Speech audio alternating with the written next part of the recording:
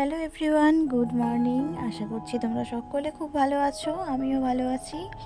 আজকে হচ্ছে রবিবার আর এখন ঘড়িতে বাজে সকাল 11:30 মতো। এখন থেকে তোমাদেরকে সাথে নিয়ে আজকের ব্লগটা স্টার্ট করছি। আই হোপ তোমাদের ভালো লাগবে। তো এগুলো কি করছি বলো তো? ঘর মোছার জন্য একটা হাতে বানানো একটা স্ট্যান্ড লাঠি বানালাম। অনেক দিন ধরেই দাদাভাইকে আনতে বলছি, ও সময় হয়ে উঠছে না নানান রকম কাজে।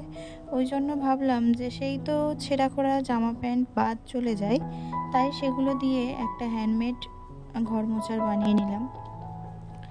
কি হয় বলো তো, সবসময় কেনা জিনিস তো পেরে ওঠা যায় না কিনে।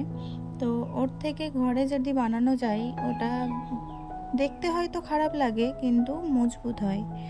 তো সেটাই চেষ্টা করলাম। সন্ধেবেলায় বাড়িতে একজন এসেছিল, ওই জন্য চা বানালাম। চা করে খাওয়া হয়ে গেছে, আর এদিকে ভাত আর তরকারি বসিয়ে দিয়ে অয়নকে পড়তে বসিয়ে দিয়েছি। আর যেহেতু আমাদের এখন অসৌচ চলছে, মানে কাকি শাশুড়ি মারা গেছে, ওই জন্য সবজি তরকারি সবই ঘি দিয়ে হচ্ছে। ঘি বা সাদা তেল খাওয়া যায় বলল, তাই ওই দিয়েই হচ্ছে। আর তোমাদের দাদা ভাই দেখো এখানে, কালকে ভীষণ কষ্ট হয়ে গেছে আর সারা রাত তো ঘুমাতেই পারেনি, তাই এখন বসে বসে একটু ঘুম ঘুম পাচ্ছে। তাও গিয়ে শুতে বলছি, ও বলছে একেবারে খেয়ে তারপরে ঘুমাবো। তাই বসে বসে কথা বলতে বলতেই ঘুমিয়ে পড়ছে। যাই হোক, আমার রান্না প্রায় শেষের পথে। চলো তোমাদের সাথে একটু শেয়ার করি। আর আজকে কি হয়েছে বলো তো, বিকেলবেলায় ও বাড়ির থেকে আসলো যখন আমি ওই যে স্ট্যান্ড লাঠিটা বানাচ্ছিলাম সেই সময় আসার পরে আমরা আবার গেছিলাম বাজারে। আজকে যেহেতু রবিবার, আমাদের এখানে 2 দিন বাজার হয়, তো তাই জন্য গেছিলাম একটু বাজারে আর অয়নের জন্য একটা বই কিনতে। তাই ওখান থেকে এসেই রান্না করতে বসেছি, ওই জন্য একটু দেরি হয়ে গেছে, না হলে আর একটু আগেই রান্নাটা শেষ হয়ে যেত। তো যাই হোক, চলো, আমার বাঁধাকপি চচ্চড়ি হয়ে গেছে। আর যেহেতু হলুদ দেওয়া যাবে না, ওই জন্য এরকমই লাগছে। আর দুপুরের তরকারি ছিল, বেগুন ভাজা ছিল, ডাল ছিল, ওই জন্য শুধু রাত্রিবেলা বাঁধাকপি চচ্চড়িটাই করলাম। তো তোমাদের দাদাভাইকে খেতে দিয়ে দিয়েছি, ও খেয়ে নিয়েছে, নিয়ে শুয়ে পড়েছে। আর আমাদের অয়ন আর জয় দুজনেই ওর বাবার সাথে শুয়ে পড়েছে, তাই ওদেরকে ডেকে নিয়ে আর খাওয়াতে নিয়ে যাব।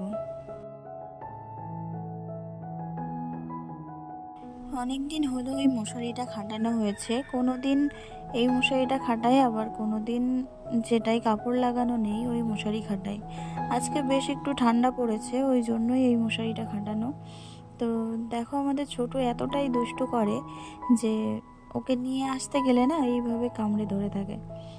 তো যাই হোক, চলো ওদেরকে নিয়ে খেতে বসে যাই। তারপর রাত্রিবেলারও কাজ আছে, সেগুলো জানি না করতে পারবো কিনা।